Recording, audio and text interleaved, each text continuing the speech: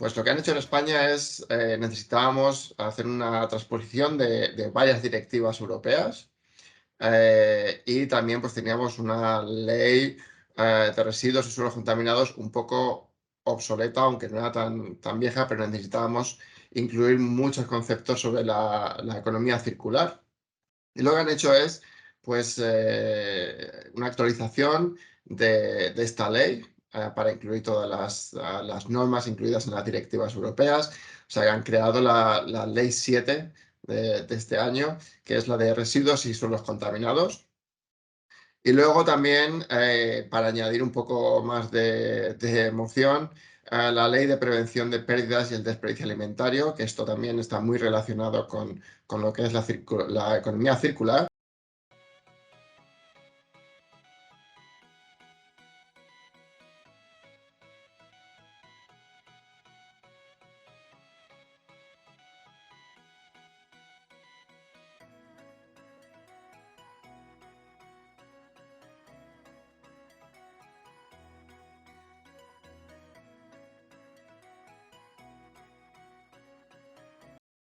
La primera es la Ley de Prevención de las Pérdidas y el Desperdicio Alimentario, una ley completamente independiente, y entra a partir de enero del 2023. ¿Vale? A nosotros como distribuidores no nos afecta mucho porque no trabajamos con comida, pero muchos de nuestros clientes, vosotros, ustedes incluidos, sí que estáis directamente afectados por estas medidas. Y simplemente esta ley lo que obliga es a tener un plan de prevención de pérdidas y desperdicios y fija una jerarquía del uso de alimentos.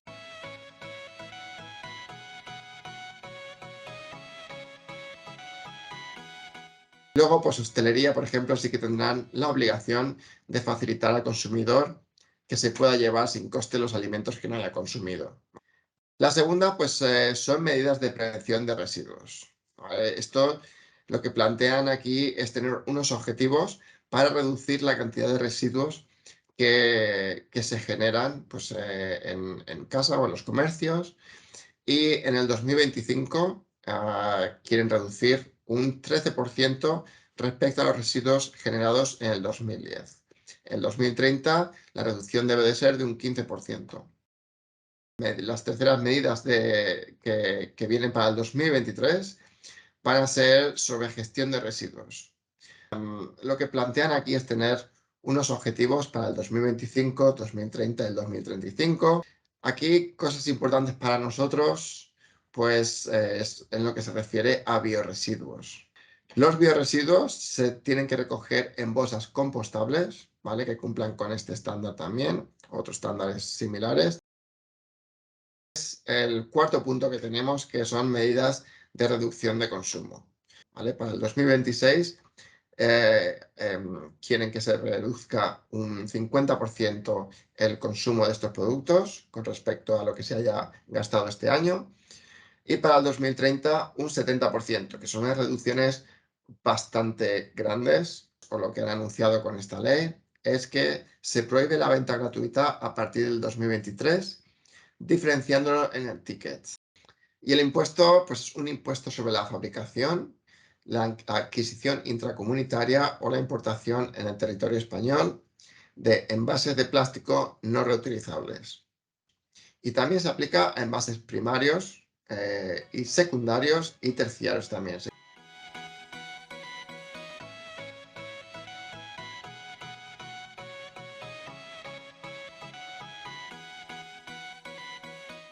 Aquí tenemos que tener en cuenta también esto. Hay lo que se dice, lo que es la utilización del post-consumo y el post-industrial. ¿Qué quiere decir esto?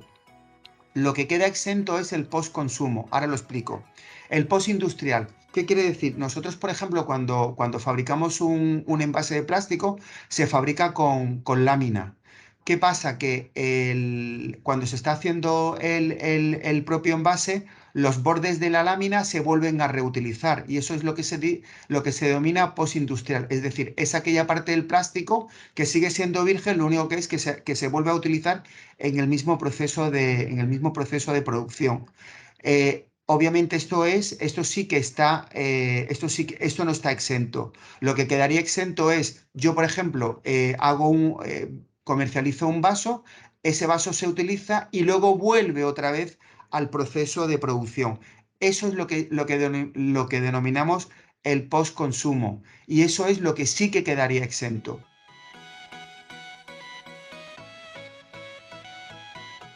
Si la fabricación es en España, el responsable de pagar el impuesto es el fabricante y el punto de pagar el impuesto es la primera venta. Como ya hemos comentado, el primer eslabón de la cadena es el fabricante.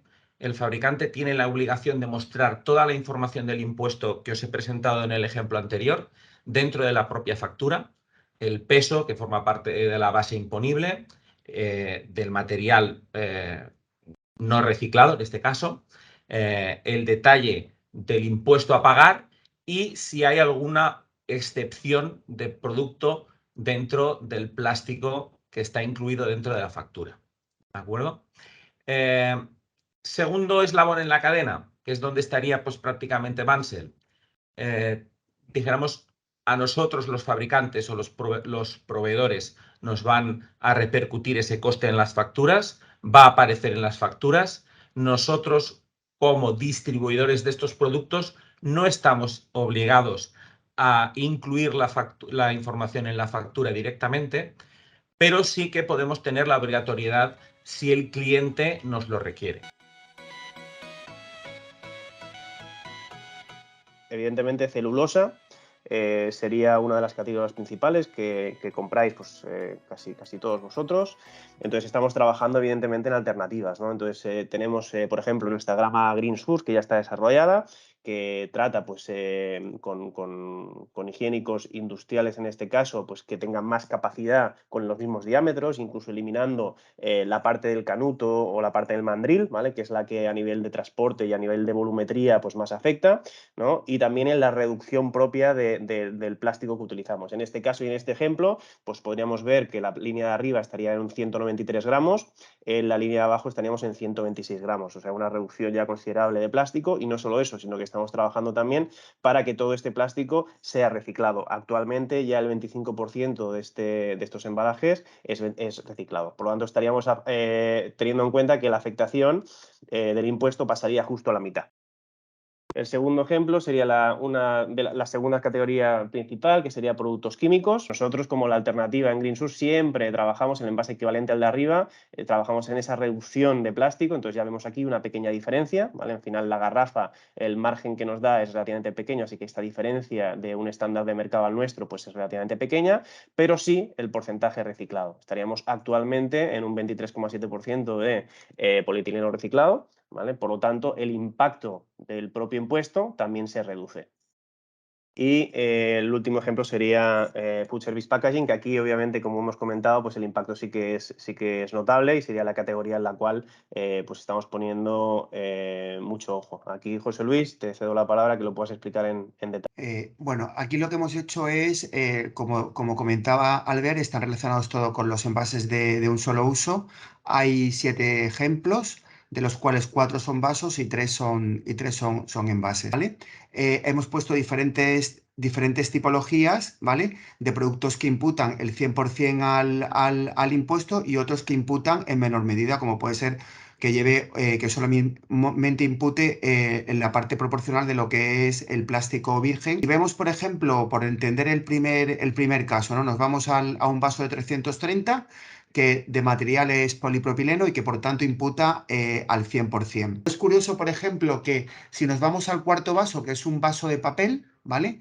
Que pesa 7, gramos, es el vaso que más pesa de todos, pero como tiene la menor parte de plástico, que es el 6%, que vienen a ser unos 0,4 gramos, es el que menos imputa, que imputa un 0,32% con respecto a su precio.